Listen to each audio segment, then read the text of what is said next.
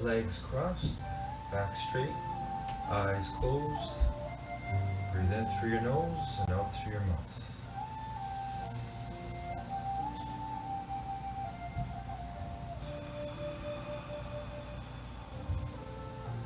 Deep, long breaths in through your nose and out through your mouth.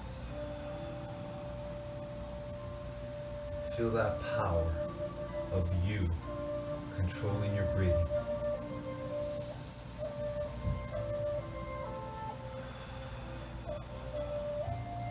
That power that's available to you all the time, wherever you are in life.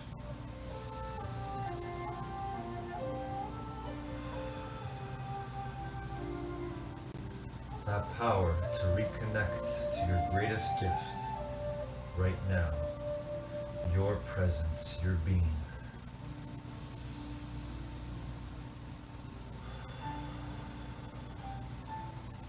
Your infinitely intelligent being. The same stuff we're all made of. And with that stuff that we're made of, we can control the most powerful supercomputer in the universe. Your mind. But only you can do it. Only you can control your own mind. So let's do that right now, and let's see the future. Today, our time together, let's see ourselves doing the best we can on every single exercise and stretch. For this is not only the gym that we have available to us right now, in this space wherever we are, but it is also the gym of life, where we grow our minds all the time.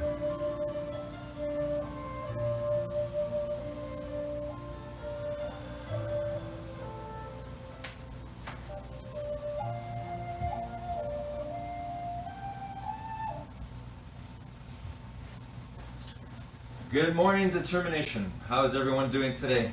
Another great day. Wherever we are, today for myself, I'm indoors.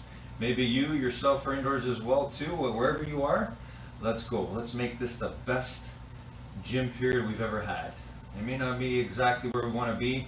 We may not be in school or at work where we really want to be, but wherever we are right now, let's do this to the best of our ability. Here we go, determination, here we go. When I say go, we're going to start jogging on the spot for 1 minute. Ready, and go.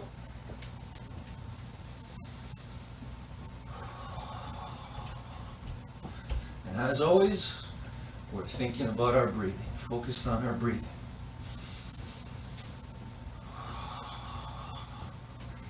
Feeling that power of us always being able to control our breath.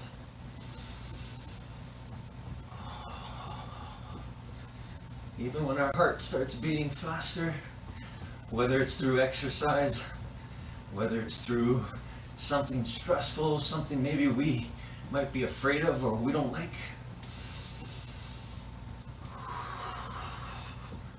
we get to control our breathing. The same way we get to control our thoughts. And our thoughts affect our feelings. So if we can control our thoughts, we can control our feelings. Almost there, everyone, almost there. Keep going. Keep going, determination, keep going. And stop. All right. You can walk on the spot, or you can walk side to side as you recover your breathing. Always feeling that power of you controlling your breathing.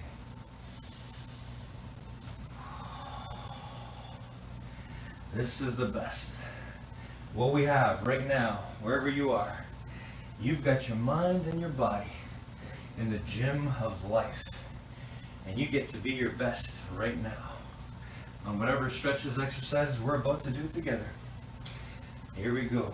Here we go, determination. That's why I love gym. Gym is the best.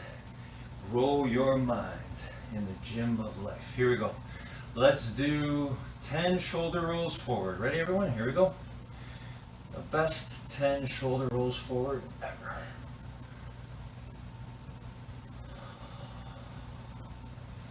Still controlling our breathing.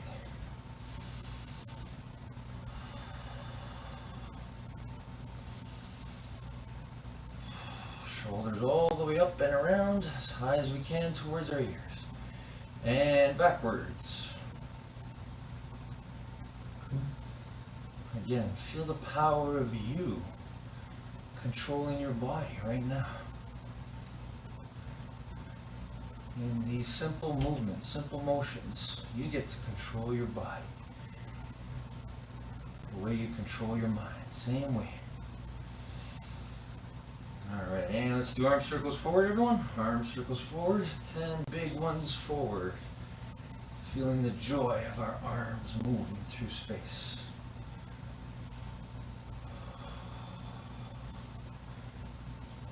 Alright, and backwards.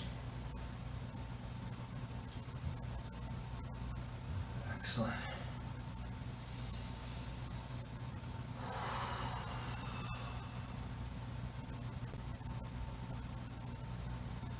Alright, everyone, let's put our hands on our hips, bend the knees, and side stretch. There we go. 5 on each side.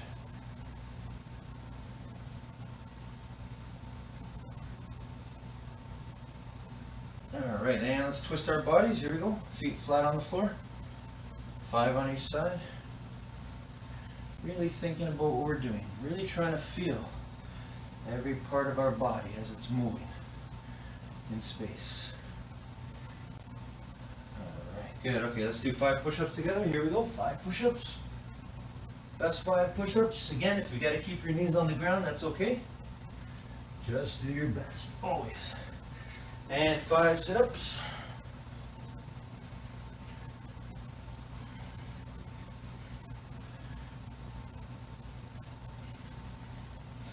Excellent. And standing up. 5 squats. Here we go. Body straight ahead, looking straight ahead. All the way down. All the way up. Alright. Let's do 3 lunges on each side. Here we go. Arms out. Still controlling our breathing. Alright, and let's do a 10-second plank. Belly's knees off the ground.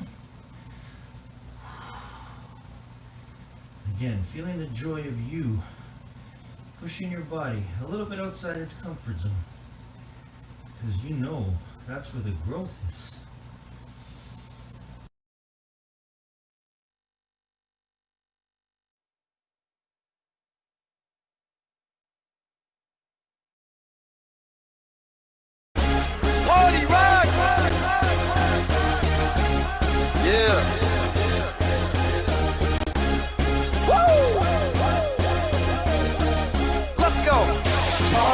Is in the house tonight. Everybody just have a good time. Yeah. And we gon' make you lose your mind. Woo. Everybody just have a good time. Party rock is in the house tonight. Oh. Everybody just have a good time. I can feel it. And we gon' make you lose your mind. Yeah. We just wanna see you shake that.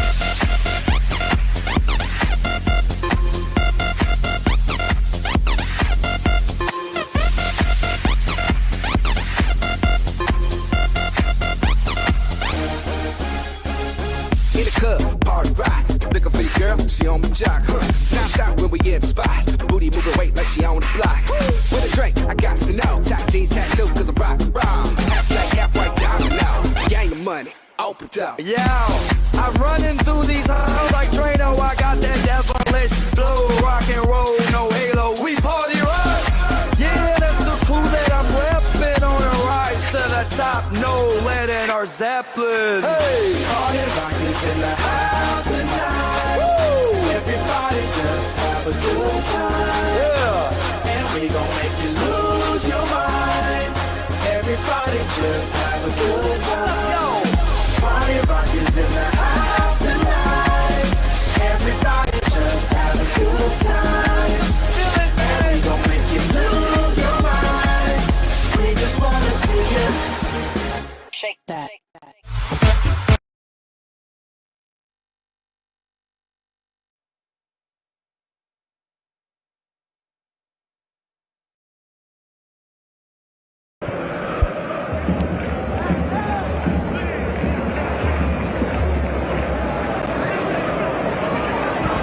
they have comeback ability with Lionel Messi taking on all comers. He's stopped by Wellington, but only half stopped. Now Messi, can he carve one individually? You can't keep a great man down.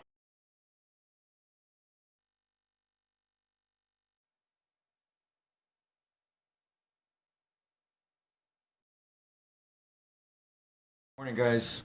Another major fear we have in our lives is the fear of old age, or a fear of getting old. This is one that is really tough to overcome. It's a real tough one to control. But I want to share with you one line from Napoleon Hill, which I read and listened to over and over, and has helped me so much, because this is what the thought that I replace when I get that negative thought that I'm getting old. And the thought is this: you're not getting old. Wherever you are, whatever you're doing, you are actually gaining wisdom and understanding. So when someone says, oh, you're over 40 or 50 or whatever it is, you're getting old, don't say that you're getting old. Say that you are blessed to have reached the age of wisdom and understanding. That was the line, actually. That's the thing that I hold on to each and every day. So you are gaining wisdom and understanding, and you are blessed, and feel grateful for that every moment. Have a great day, everyone.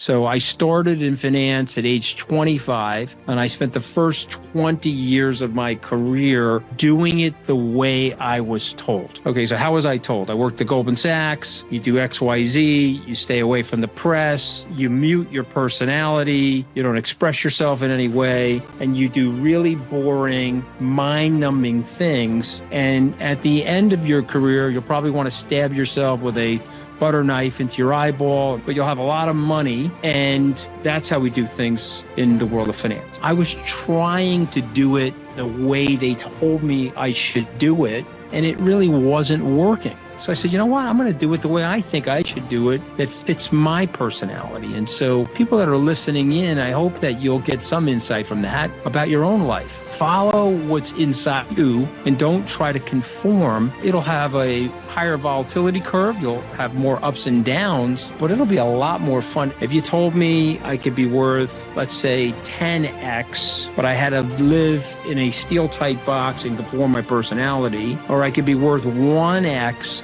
and I could totally be myself and express who I am in my professional setting, I'm going with the 1x. Some other people may want to say, no, I'd rather have the money. I don't want the money as much as I want the journey. In order to have the journey, you then have to steel yourself for the criticism. Movement makers, excited to be here. We have a very special guest in the house with us today. He is a legend in the finance world. If you guys know Skybridge. Legend in my own mind. Legend. Well, you got Ali behind you and Superman, so there's a lot of legendary stuff going on. I'm looking forward to hearing about the guitars behind you too. He's a hero in the thought leadership world for venture with the Salt Forum. He is a podcaster and sorta YouTuber. We might talk about that. His show is called Open Book, and he's the author of a new book called From Wall Street to the White House and Back. Mr. Anthony Scaramucci, welcome aboard, man. Great to be on. Let's talk about Muhammad for 1 second. Would that be all right? Yeah. Talk about the champ. All right. So this is a picture. This is really dating myself here. See, I look like I'm 10 years old in that picture with the champ. Muhammad Ali is a hero of mine on so many different levels, but the main thing is he called out a lot of the racism that was happening in the 1960s. He disavowed the Vietnam War, which was ultimately, with the hindsight test, the right political decision, obviously, because that war was a disaster for the United States on a lot of different levels. Of course, we didn't learn from those mistakes. We went into Afghanistan and Iraq, but he was an incredibly gifted, incredibly smart guy, and perhaps one of the kindest, most generous people I've ever met in my life. And the reason I'm in that picture with him is I used to raise money for his Parkinson's research charity when I became very close to his wife, Lonnie Ali. But he's one of my true heroes. And that picture behind me, when I started Skybridge, the champ gave me that picture and he signed it for me. You probably can't see it, but there's the champ's signatures on the top of that picture. And so when I'm having a bad day, I like looking at that picture Because what do you see in that picture? You see passion, enthusiasm, and you see the champ in his glory after a victory. That's him. That's him after the Sonny Liston fight, his first heavyweight fight.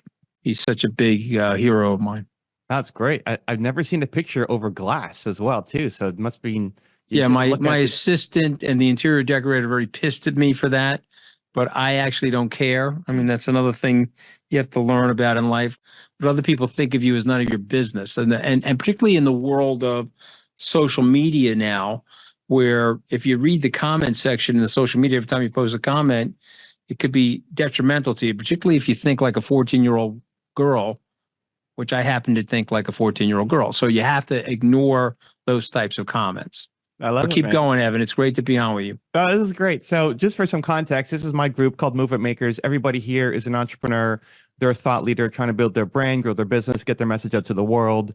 I'll start off with some questions, and then we'll throw it open to the community for some questions, and we'll edit it up and put it up on YouTube. Sound fun? Let's do it. Let's start with this. Most people in the finance world are kind of boring.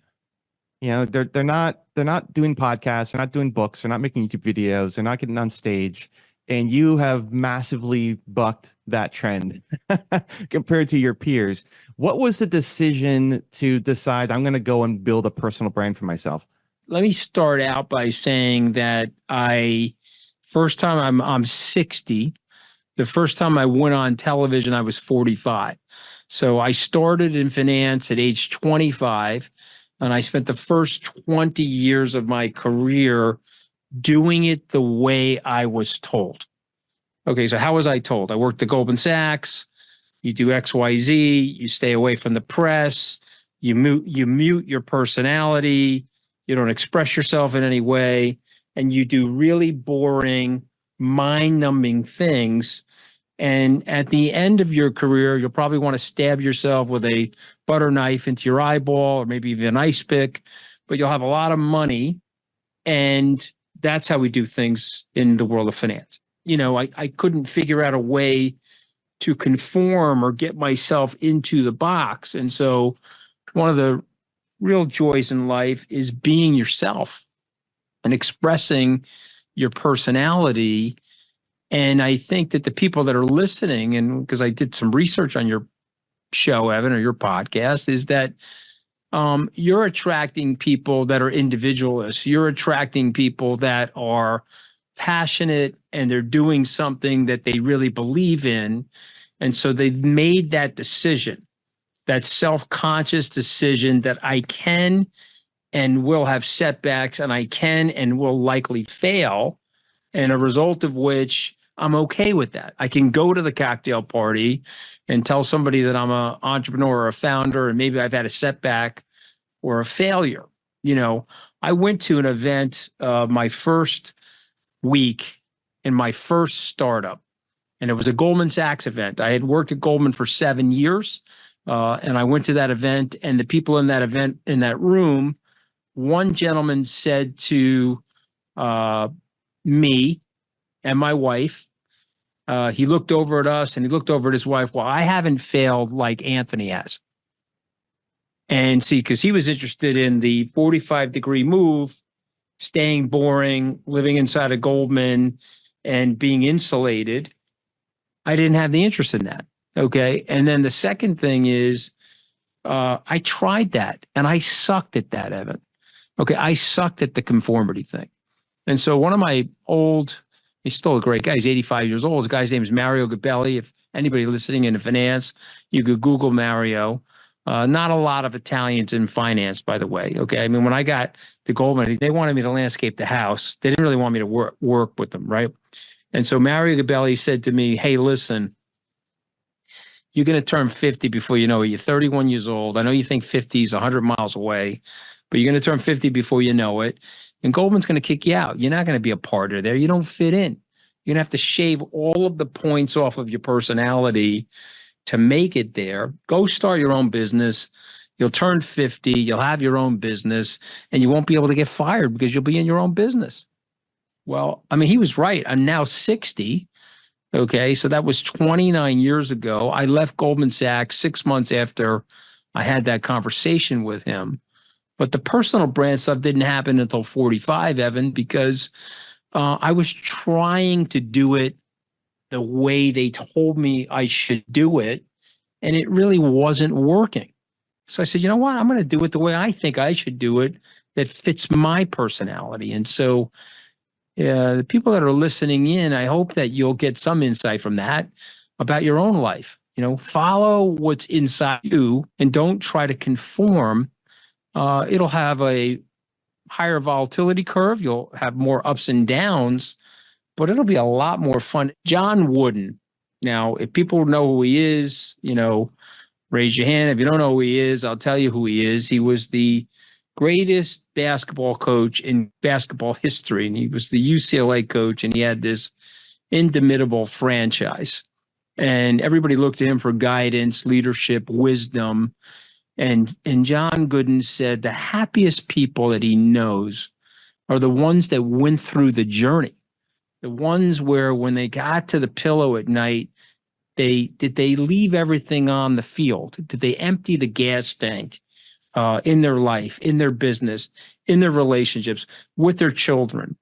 Those are the ones that when they put their head down, okay, maybe it didn't work out. Maybe you get fired from the White House, or I got torched in the FTX situation, which I write about in the book, but at least I was there trying, And so, yeah, it didn't work the first way. So then I went with the franchise the second way. That's worked better. Kanye has this quote where he talked about the willingness to try as an inspiration, where most people are just so afraid of losing that they don't even try. Mm-hmm. You've taken some big bets and had some big wins and some big failures. A lot of the book is about bouncing back. Most people, I think, are too afraid to try, start a podcast, start a YouTube channel, write their book, get on stage, so afraid of the criticism that they just don't do anything. So how do you mentally prepare for the potential downside to give you the courage to go and do the thing? I started out by saying what other people think of you is none of your business. But let's talk very factually to all of your viewers and listeners. Everybody cares what other people think about them. We're social animals. So, of course, we care. So, therefore, we have to build the habits of not caring. Okay, we have to make a decision that, like Kanye just said, or the implication is that the journey is worth so much more than the destination. If you told me I could be worth, let's say, 10x, but I had to live in a steel tight box and conform my personality, or I could be worth 1x and I could totally be myself and express who I am in my professional setting, I'm going with the 1x. Some other people may want to say, no, I'd rather have the money. I don't want the money as much as I want the journey. In order to have the journey, you then have to steel yourself for the criticism. James Altucher is a buddy of mine. He says, you get 1-star or 5-star reviews. People either hate your ass or they like you. And I said, okay. And a lot of those people that don't like me, they probably don't know me. They've never worked here. They're not my clients. They're not my buddies. If you're my buddy, I'm going through the wall for you. I'll do anything to help your family. I'll do anything to help you medically. I'll do anything to help your business. And I said, if you don't know me, why am I going to care about somebody's opinion of me that doesn't know me? You see what I mean? And when you talk to a young kid, like I have 5 children, and they show me something that's on a social media page, and I ask them why they care. And the first thing that they say, because their kids are usually very honest, is that they're self-conscious and that if, there's a flaw. Yesterday I was on Morning Joe, right, the TV show, and Willie Geist, he says to me, oh, you're a big guy. You got XYZ going on with the Mets. I say, Willie, I'm such a big guy that I'm sitting on 2 phone books so that I can be at eye level with you. Okay. And my point is own your weaknesses, own your insecurities. And if you do that, it's almost like what Eminem did in the movie, right? They were going to have a rap off. So he started with every possible thing that the other guy could say about him, and he self-owned to the point where the other guy couldn't move. And I just say this to you, the people that are judging you, you think they're perfect, those people? By the way, people that are critics, they typically are locked and loaded with so much insecurity, they spend their time criticizing. You're out there doing, they're sitting there criticizing, you know? And so you have to steel yourself. You have to get it in your frame of mind. When that young man who went on to be a partner at Goldman Sachs, made a lot of money, was an incredible conformist, and perhaps that was a great job for him. When he said to my wife, well, look at I've never failed. Look at Anthony. He's had so much failure. I looked around and I said, God bless. Thank God I had that failure. Thank God I was able to fail and come back from it. And thank God I was able to teach myself that skill of resilience. You know, when Governor Schwarzenegger, I sent my that manuscript, the book that you just referenced, and thank you for bringing it up, to Governor Schwarzenegger. He actually read the book and he said to me, you know, this is about getting up off the mat. You don't think Arnold Schwarzenegger has had to get off the mat 5, 6, 10, 15 times in his life? Of course he has. But he's lived a very big life and a big, purposeful, fun life, but not without trials and tribulations. That comes.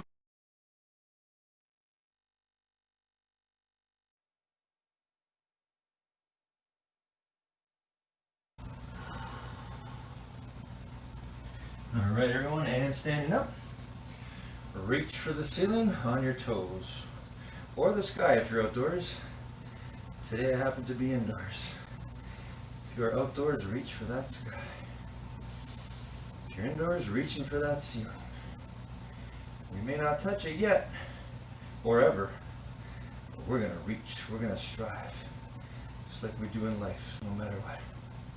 Okay, now reach for your toes. Again, it's okay if you don't touch your toes, but keep your knees straight.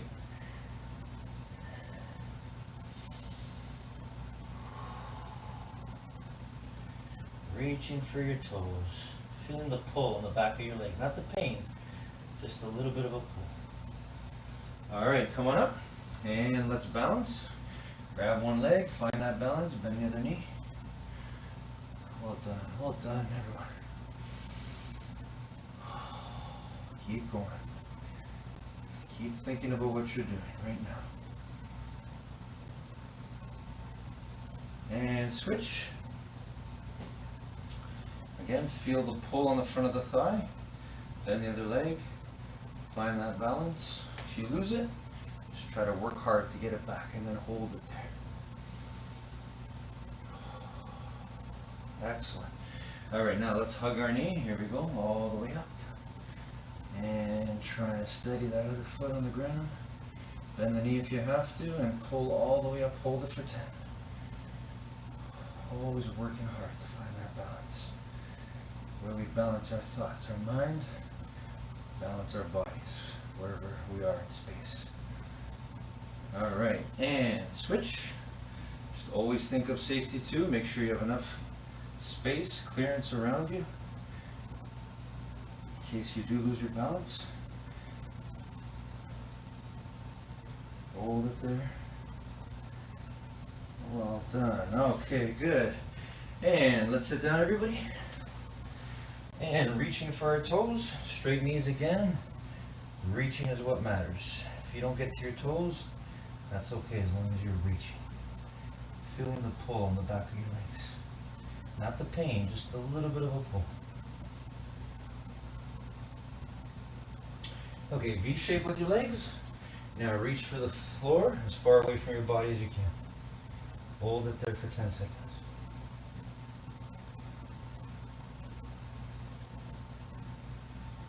Okay, now reach for one side and hold it there again. Always thinking about the moment, thinking about what we're doing right now. Experiencing the joy of being able to reach for something to help our bodies get better. And switch the other side. See, you can do this almost anytime, any place. You can work on your mind and your body wherever you go in life, in everything you do, not just in exercise and stretches. All right, here we go. And let's do feet together. Gently push your knees down with your elbows and hold it there for 10 seconds.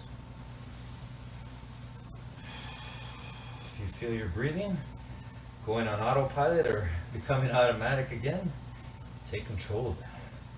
Deep breaths in through your nose and out through your mouth. Good. One leg forward, one leg back. Keep the knee on the ground. Go as far back as you can. Hold it there. 10 seconds.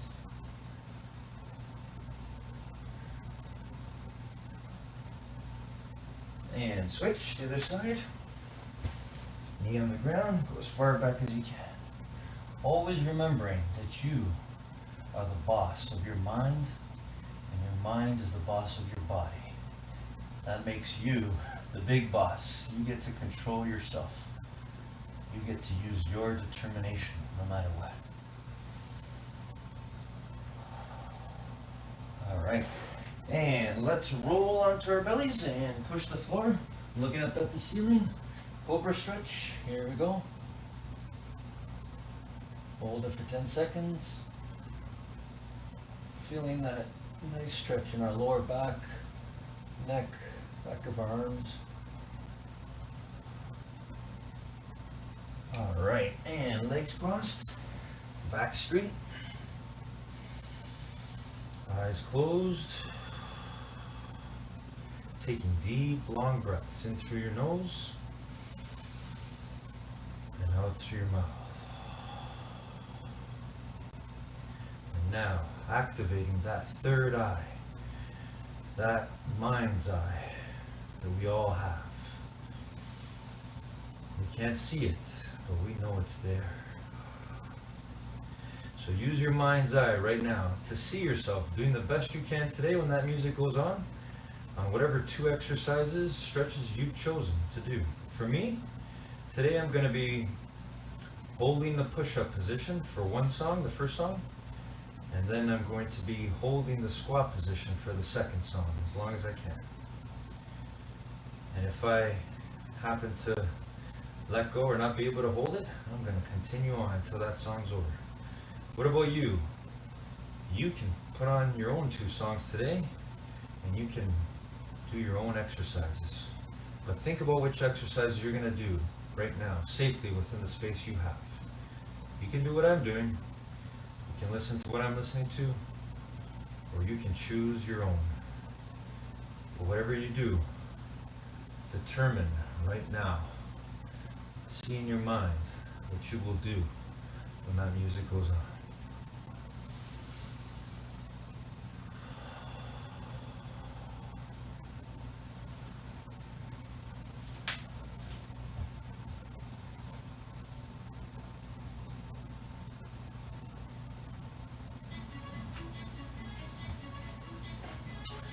All right, determination, here I go, holding the push-up position, and let's go, whatever you're doing, whatever you've decided, let's see it, let's see your best, here we go together, let's go, determination, let's go.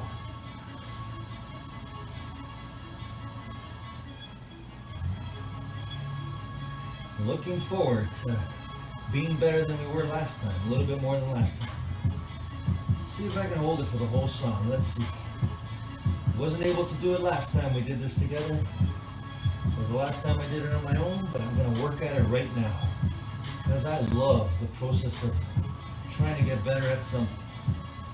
Whether it's building strength in my body, building strength in my mind, working on creating nothing but positive images, thoughts, visions in my mind, working on being the best human being I can be. What about you? What is it for you? Whatever it is, just enjoy the process of learning, growing together, whatever we're doing. And sometimes we're going to feel that discomfort. Like right now, I can already feel my muscles already uncomfortable. But then I can feel my determination saying, I get to determine whether I'm going to stop or keep going, no matter what. You too, let's go, determination, let's go.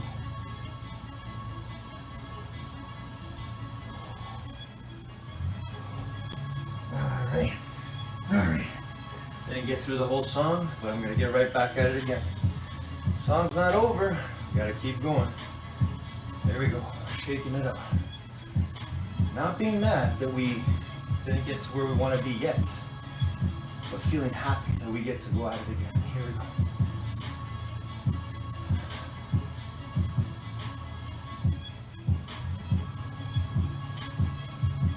Always thinking about our breathing. Always thinking about finishing strong, no matter what. Always going right to the end, finishing what we set out to do, no matter what.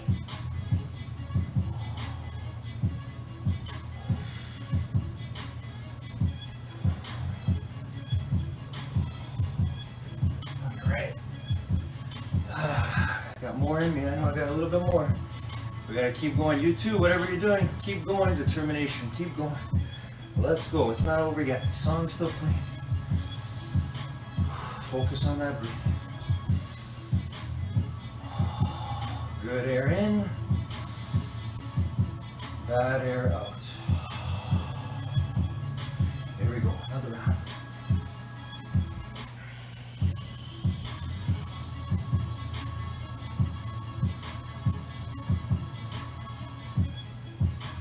Oh, I love it.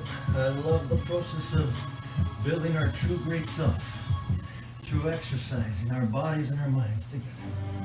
Oh, that's the next song. All right. Time for some squats. Holding the squat position.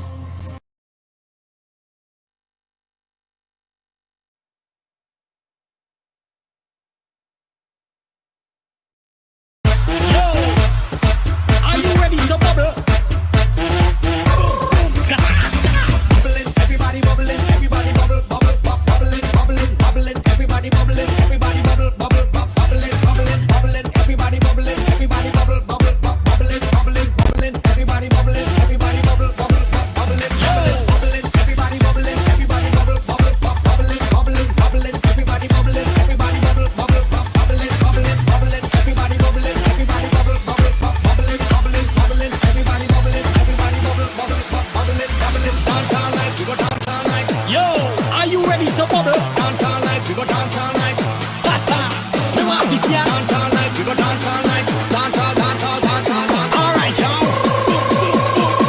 Are you ready to bubble? Bubbling, everybody bubbling, everybody bubble, bubble, bubbling, bubbling, bubbling, everybody bubbling, everybody bubble, bubble, bubbling, bubbling, bubbling, everybody bubbling, everybody bubble, bubble, bubbling, bubbling, everybody bubbling, little bubble, bubble, bubbling, bubbling, everybody bubbling, everybody bubble, bubble, bubbling, bubbling, bubbling, everybody bubbling, everybody bubble, bubble, bubbling, bubbling, bubbling, everybody bubbling, everybody bubble, bubble, bubbling, bubbling, bubbling, everybody bubbling, little bubble. Yo! Bubbly, bubbly, bubbly, bum bum bum, bubbly, bubbly, bubbly, bum bum bum, bubbly, bubbly, bubbly, bum bum bum, bubbly, bubbly, bubbly, bum bum bum, bubbly, bubbly, bubbly, bum bum bum, bubbly, bubbly, bubbly, bum bum bum, bubbly, bubbly, bubbly, bum bubble, bubble, bubble. All right, make way when you see me pass through, and they come with me too. You don't know what to do. Drinks up, hands up, everything in the air. Everybody done young, there's a party over here. That's right, we drink just bubbling. Watch how we wine while the DJ juggling. He got the whole dance floor just bubbling. Champagne bottles just popping. We going all night, just a night not stopping. Let's party hard tonight. So going non-stop until the sunlight. We going non-stop until the sunlight. The club done full, only woman inside. It's a good night to get we head tight. It's a good night to get we head tight. Couple up this party going for a flight. Drink drinks, we don't care, we go down.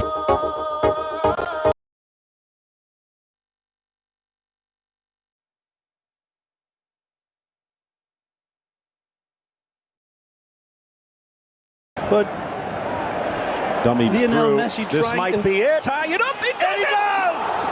Messi.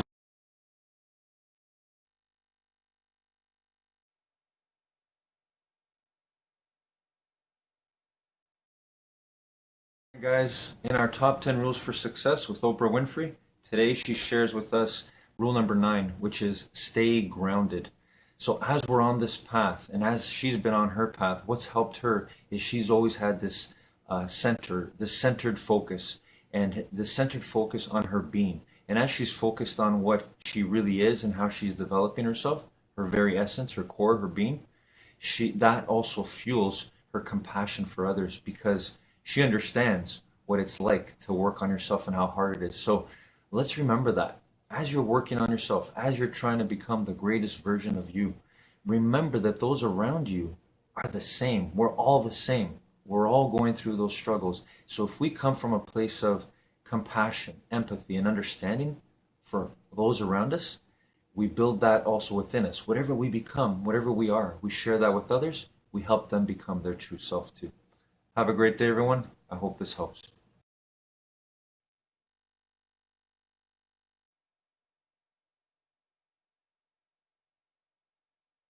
Comes with the whole game, Evan. You know? So James Altucher is a friend. Yeah. He invited me on his podcast that he was running from his comedy club in New York City. I think you have better hair than him, by the way. I just want to make sure I point that out to all the viewers and listeners. I mean, he looks like a mop, no?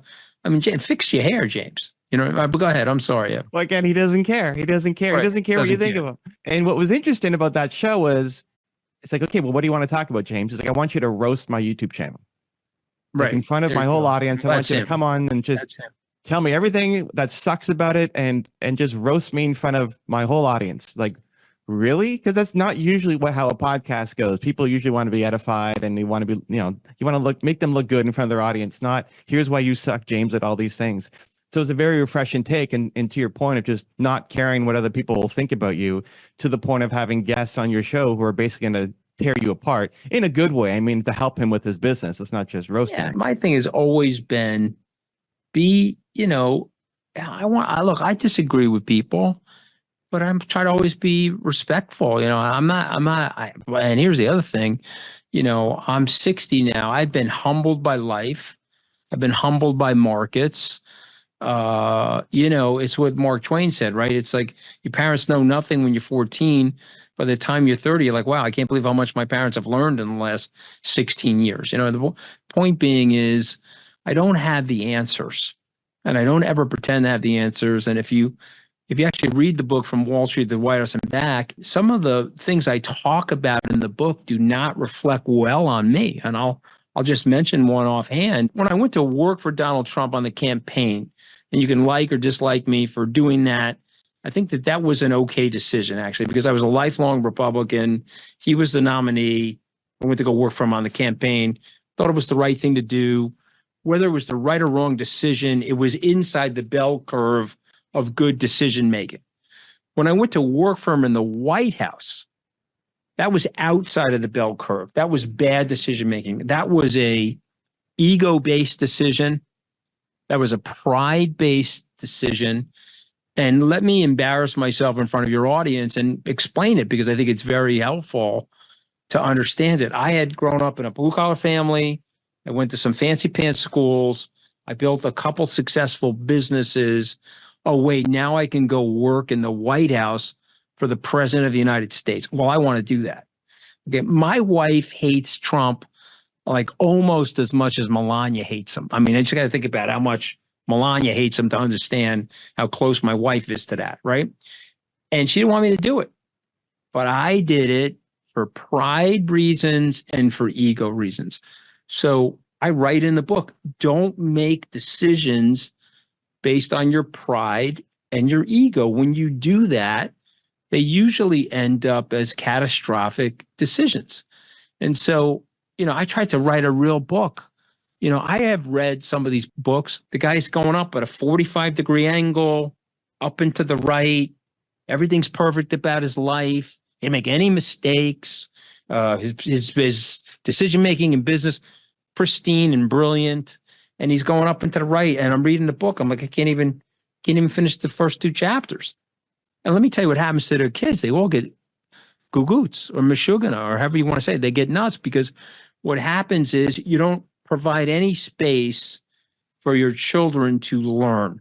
You don't provide any space to see your vulnerability or to see the excesses or the vagaries of your personality. And so, yeah, I have fallen hard, and there's been hard times in my life, but believe it or not, that has provided space for my kids. You're telling your kid you're going up and to the right and everything's perfect about your life.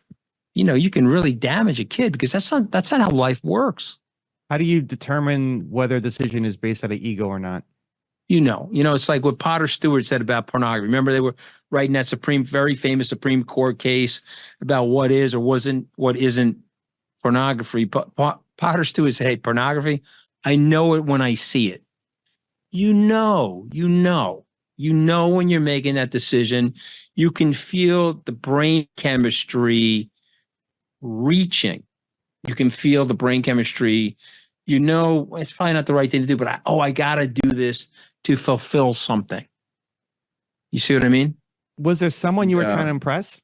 Myself, my self narrative. I wanted my self narrative. I was trying to paint a pristine narrative. Like if you looked at my resume, it's a good resume. You don't see all the underlying craziness. I was trying to impress myself. Kate is writing, what did you learn working for Trump? Okay, so that's a long question, Kate, but I want to say three quick things. Okay, number one, I learned that the federal government, is the most massive, most ponderous thing in the world. Okay, there are 12 million people working for the federal government. The budget of the federal government is 26% of the GDP of the United States, and it's 8% of the overall world's GDP. Okay, so you have to think about how massive and how complex that government is. Second thing I learned, there are workhorses in that government, and there are show horses in that government.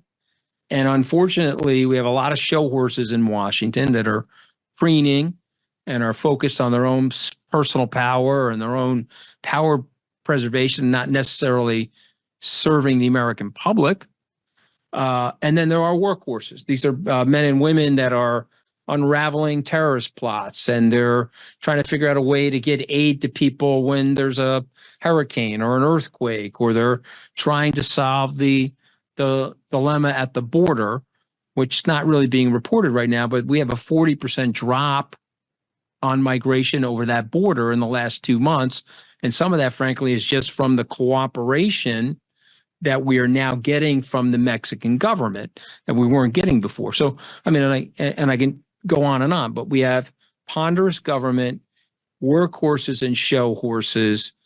And then the third thing that I learned, which is specific to Donald Trump, is that job requires you, the job of the presidency requires you to have so much intellectual security that you can push out the job and rely on the 5,000 people that are working in the executive branch. If you don't do that, you'll wreak havoc on the system. And so you got to have somebody in a job like that is smart enough to know that they may not know something, and they're smart enough to ask questions and be secure enough to tell somebody they actually don't know the answer to something. I can't tell you the name of the person because it's a high profile person, but this person was trying to explain to Trump the difference between a Shia and a Sunni, and Trump was too intellectually insecure. He didn't want to listen. He was browbeating the guy because he didn't want the other people in the room to know that he didn't know the difference. Someone else brought up the Sykes-Picot Treaty, which was the treaty between the British and the French when they were evacuated from the Middle East during the First World War and the collapse of the Ottoman Empire. And this treaty, by and large, has created most of the problems that we see today in the Middle East. Trump didn't want to hear it. He was too insecure to hear the story. I write about it in the book, actually. I had to explain it to him by telling him a story about Lawrence of Arabia. I say, Mr. Trump, do you remember the movie Lawrence of Arabia? Oh, yeah, the movie with Peter O'Toole? Oh, it was a great movie. I said, do you remember what it was about? No. I said, well, let me tell you a little bit about the plot. Right? And that was a way of getting the information to him without making him feel bad that he didn't know the information. So, yeah, no, I learned a lot. It was incredibly humbling.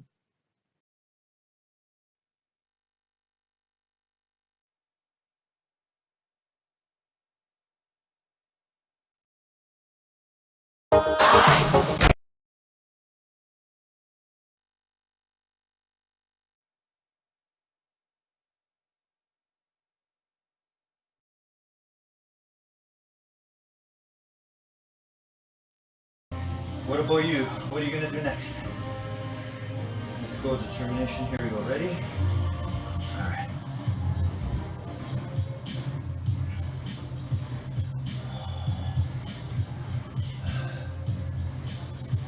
If you're doing what I'm doing, just try to keep your feet flat on the floor, looking straight ahead, going as far down as you can, your bottom towards the ground, and holding it there as long as you can until that music's done. Because our music, you know the truth, our music's never done. Our energy, our determination is built to last, to get through anything.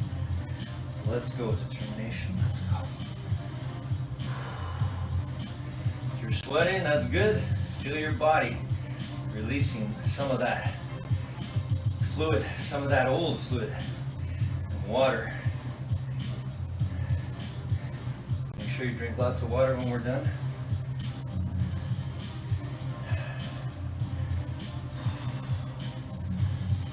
Make sure you always fill your body with good food. All right.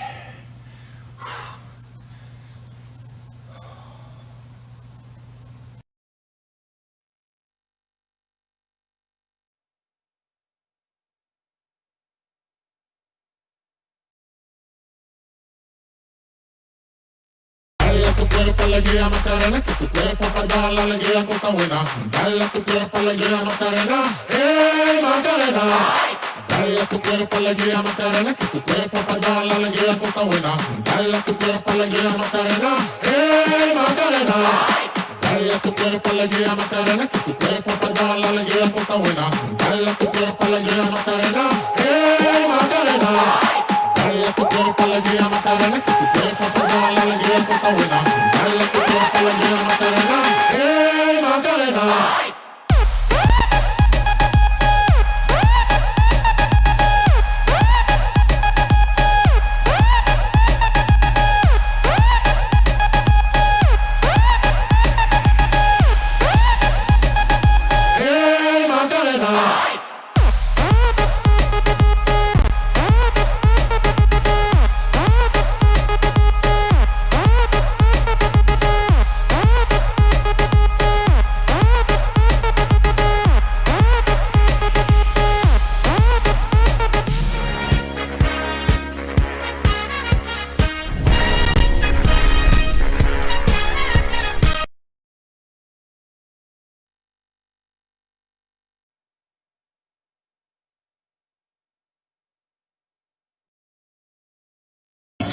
Iniesta, good ball. Dani Alves. And there it is! He's way off his...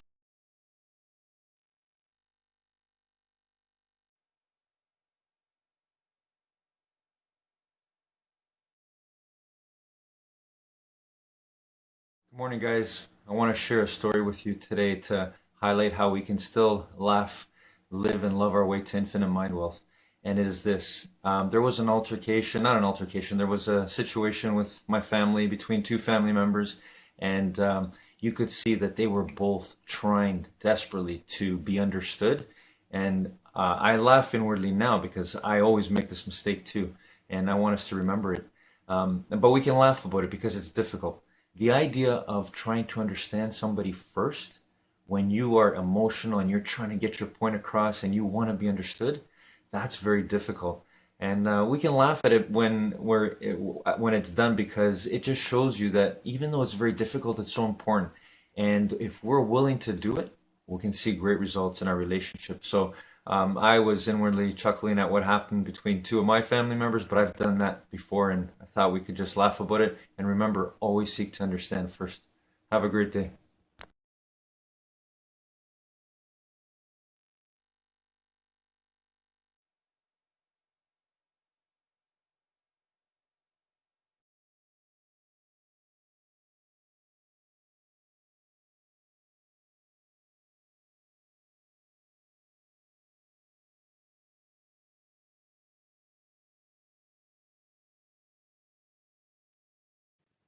And it was a great experience. I wouldn't take that experience away for anything, because I got to see something that I wouldn't have gotten to see had I not done it. Are you glad that you got out as early as you did? So, Karen, if you're ever having a bad day, okay, Evan can send you my cell phone number. I'll call and share. Unless it's cancer, I can call and cheer you up because it can't be a worse day than the day I got fired. Okay, I got fired on July 31st, 2017. I was blown out the front door of Pennsylvania Avenue. I got skinned alive by the media pundits, and then I got rolled in margarita salt by the late night comedians. And then you haven't fully lived until you've been roasted and parodied on Saturday Night Live. Okay, so these were some brutal, humiliating events that happened. And so at the time, I was not glad that I got out as early as I did. I thought, okay, abysmal failure, ejected after 11 days in the White House. But today, upon reflection, Karen, I am glad. I almost feel like the universe saved me from an even bigger tragedy. Also, okay, my wife had filed for divorce on me. And so I just want you to imagine I'm getting fired from the White House, roasted by the American media, lit up on late night punditry. And my wife and I are fighting to the point where she's filed for divorce. Now she's Italian like me. So they move fast, boom, we're going, even though we love each other, we're going to divorce. So I had to leave that job and rebuild my marriage. And thankfully we were able to do that. And that requires, as you know, if you're in a relationship, you got to eat crow in a situation like that. And you got to get yourself going in the right direction. So I had to do all those things at that time. Stephanie's saying, what is the most proud thing in my life? I want to be cliche about this and say, oh, it's my 5 children, Stephanie. I don't want to be cliche about that. I'm going to say something different. I'm going to say showing up has been the most proud thing in my life. And what do I mean by that? In 1976, my father walked into the house. He slammed every door. I'm sure he broke a few plates. He slammed the kitchen cupboard. And what was happening? He was getting his hours cut back on his job. We were going through a recession. And my dad was an hourly worker. And so he got paid by the hours union. If the hours are getting cut, guess what happens? You get less disposable income at home. You were also we didn't have assets really. He owned his house, thank God, but we didn't really have assets. So when you're a blue collar in the country right now, you get the dollar, it comes in, you don't own assets. If they're going to inflate the dollar, well, the dollar comes in and then you only have 80 cents of purchasing power. The US dollar has devalued 22.5% since January of 2020, right? So I just want you to think about that for a second. If you're a laborer, that's killing you and your family. It's killing your living standards. In 1976, I looked around and said, okay, my parents need my help. I went and got a paper out. I got a work permit. I went to go work at the Key Food. I then worked at a motorcycle shop at night. And I was making about $60 a week. And I was giving $45 of that to my mother. And so the most proud moment for me is showing up. The most proud moment for me is that I have gotten gearbox. I'm going to be a provider. I got to help my family members. I got to make sure if kids are smart enough, they can get to college and get their tuition paid. Or God forbid, if there's a medical emergency and somebody doesn't have the right insurance, you got to be able to step in and help them. Because when you grow up in a blue collar family, if you want to do it right, you got to pull the people with you. You don't leave them in the dust. You pull the people with you. And so that's the thing I'm the most proud of. Okay, yes, my kids for sure, because I've shown up for them, but it's about showing up and saying, okay, what can I do responsibly to help as many people as possible? And by the way, that was the champ. Let's go back to the champ. Champ helped everybody. Okay, and he grew up in Kentucky. He was uneducated, smartest person you could ever meet, but uneducated, but he helped everybody. He was silently, anonymously giving money out to so many different people. So chapter 15 in this book is dream shamelessly and often, which I love that idea. And you talk about Paul McCartney had this song for Yesterday in his head that kept coming to subconscious, and Keith Richards and Satisfaction. And he just started listening to the tune that was in their head. And I'm curious for you, what's the tune that's in your head right now that you're going to start to listen to?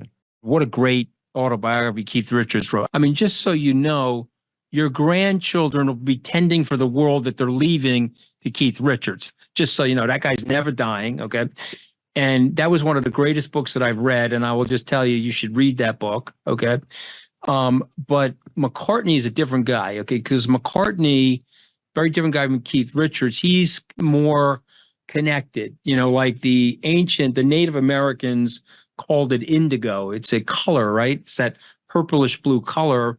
But if you read about with the Native Americans, indigo meant that there was a shunt between you here on earth and the ethereal and the spiritual world. And so McCartney has that gift. If you look at his songwriting and you look at him as a human being, he has what the Native Americans would say indigo. And so his mother died. And so that song was coming into his, okay. And so he wrote Yesterday. And then the other song related to his mother was Let It Be. And he just relaxed into it, right? And so I would say this to everybody listening, sometimes you're charged up and sometimes you're overheating. And so just like the computer, sometimes we have to hit Control Alt Delete on the computer to get it to work, but that's not enough sometimes.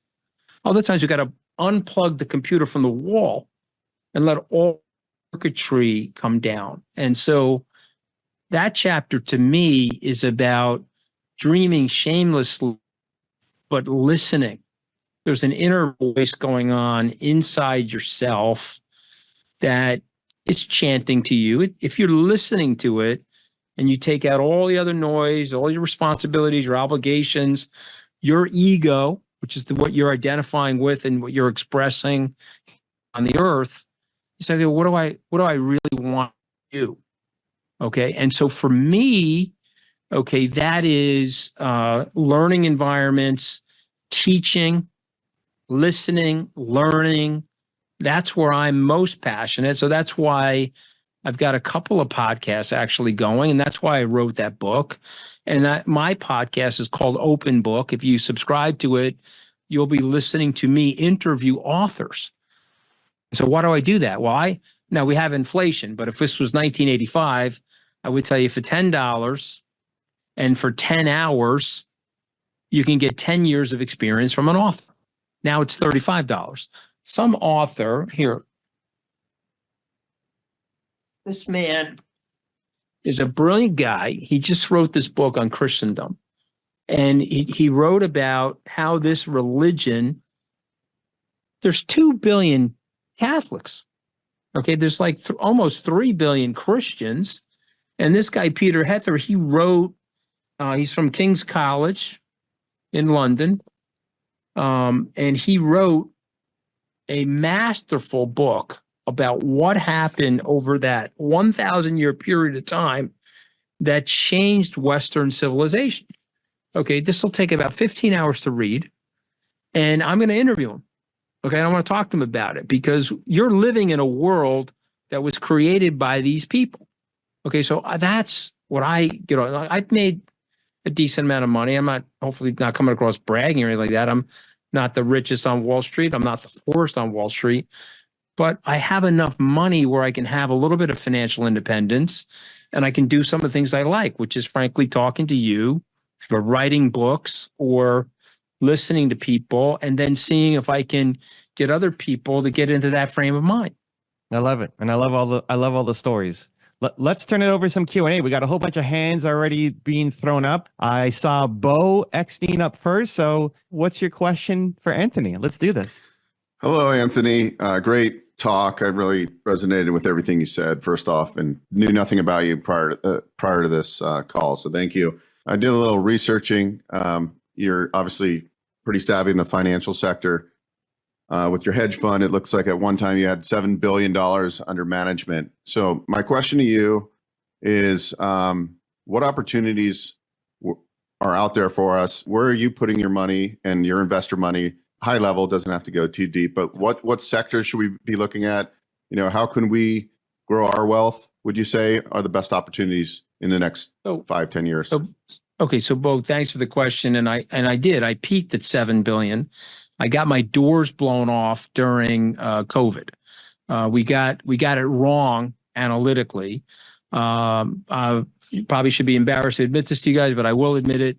I left the World Economic Forum in January of 2020, and I thought COVID was going to be like SARS or MERS, and my portfolio was not set up properly, and we got our doors blown off. And of course, I'm a high-profile person, so I think there was a journalist from Bloomberg Magazine that wrote my obituary, my financial obituary, and it made clients nervous, and a lot of clients left the fund.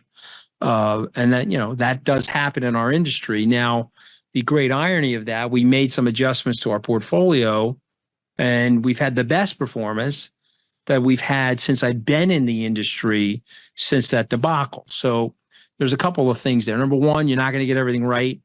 Number two, I've got about $3.5 billion under management now, down from the $7 billion. The business is a little bit smaller, but the performance is way better.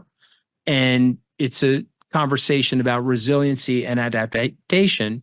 And so you have to do that in life, in every business. And it may get bigger, the business, or it may not. I'm less interested in that, and I'm more focused on the performance. If you said to me over the next 5 to 10 years, what would I like to see a person do with their money? Again, I don't want to be overly simplistic, and I'm technically not allowed to give because I'm a regulated financial registered investment advisor. So I have to talk very generically, but I just want you to think about this generically, okay? The first thing you have to do is put away money every single month, okay? There's a great book on this called The Richest Man in Babylon. It was written in 1926 by George Clason. I read that book at age 18, and whether I was making $500 a week or $5,000 a week, it really didn't matter. You have to pay yourself first, okay? And so you could put the money into Berkshire Hathaway, you could put the money into Apple Computer, you could buy the S&P 500, you could buy Coke or Pepsi, but you want to buy very high quality businesses. And again, I don't care how much you're making, but pay yourself first. You have a cable bill, you have a mortgage, you've got your kids' tuition, whatever it might be, that's fine. Set aside some amount of money, like a bill, and you're paying yourself first. And if you do that consistently over many, many, many years, you'll build a bigger nest egg than you think. Second thing you have to do is you have to ignore the noise. So if those people that left my fund had just stayed, they would have done brilliantly well, and they would have outperformed the S&P 500. But we did go through a very difficult period of time, and we have happy feet when we're not doing well. And we have a tendency to run. The dead people do better with their money than the living people. And if you don't believe me, you can go Google it. Go Google Charles Schwab accounts of dead people. So why do the dead people do better than the living? Well, they can't access the account through the Ouija board, and just so everybody knows, dead people don't look at their accounts. Okay, so they sit in great assets, and they don't get happy feet or itchy trigger fingers and sell their assets. And I'll give you a specific example. I was at Goldman Sachs when my first son was born in 1992. And so I bought him, and at that time it was a lot of money for me. I bought him $1,200, not shares, $1,200 worth of Microsoft. Put it in an account. You were getting paper back then. And so they would mail me a statement every month. There's my son's account. It was in a Uniform Gift for Minors Act account. I was the principal on the account to be given to him on his 21st birthday. And I lost the account. Now, what do I mean by that? I moved houses. I left Goldman Sachs. It was a time before you had electronic delivery of account statements. They were mailing the account to the wrong address. It was going into the Bermuda Triangle of lost mail. 31 years later, I'm contacted, and a woman says, "You're Anthony Scaramucci?" "Yes, I am. I'm pretty sure this is your account. And I want to just give you the heads up. We were mailing it to XYZ. Okay, yeah, that was my address in 1996. Okay, which social security number, blah. Okay, the $1,200, $71,000. Okay. And because I didn't look at it, I bought a very high quality company and I didn't look at it. And I will tell you guys, I would have sold that thing 7 times because when Steve Ballmer was running that company, it was going like this. I would have gotten bored. I would have sold it. And so buy high quality, pay yourself first, and act like you're dead. Those are the 3 things I would tell people. I love it. That's great. All right, Jeff and Ellen, what do you got for us? What's your question There for you go. Anthony?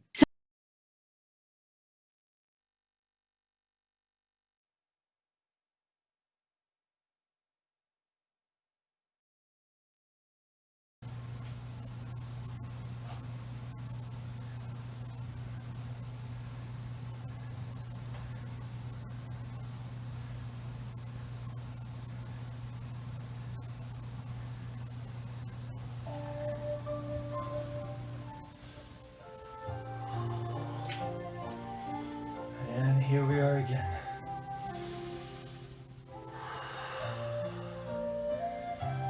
Back to where it all begins.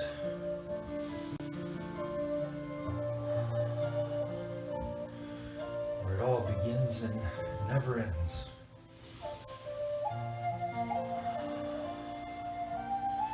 That source, that oneness, that consciousness, that awareness.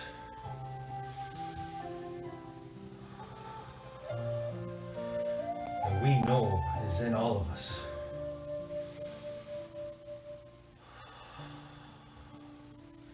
That power to determine, to control our minds. You see, nobody else, nothing else in this universe can do what you do every day.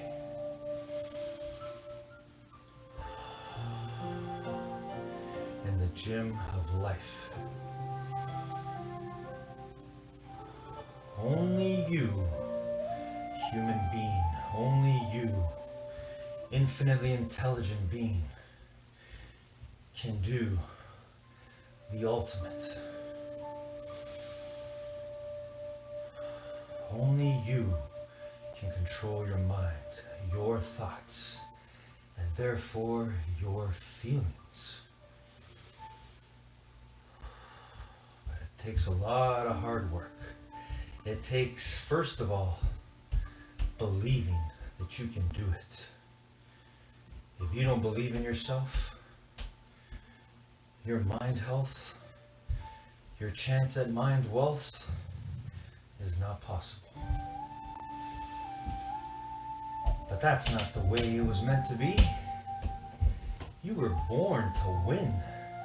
Control over your mind, your thoughts. To have and be all you were meant to be. And that means believing 100% in who you really are. And that is the key to your mind health and your mind wealth, your happiness, your freedom, your success, your infinite peace and love towards everything and anything. It's possible. It's all because of you, your determination, united with all of our determination, creates that oneness, that consciousness, determination.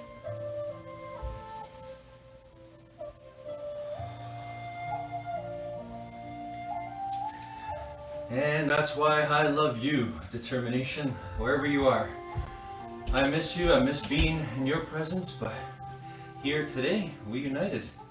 We enjoyed this process fully. And the way we do or did this is the same way we can do anything, including being the best for all those around us, wherever we are right now. So keep going, determination.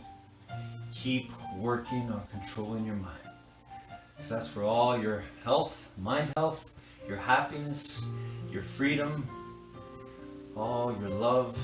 It can never be taken away. I love you, everyone. Have a great week. Until the next time.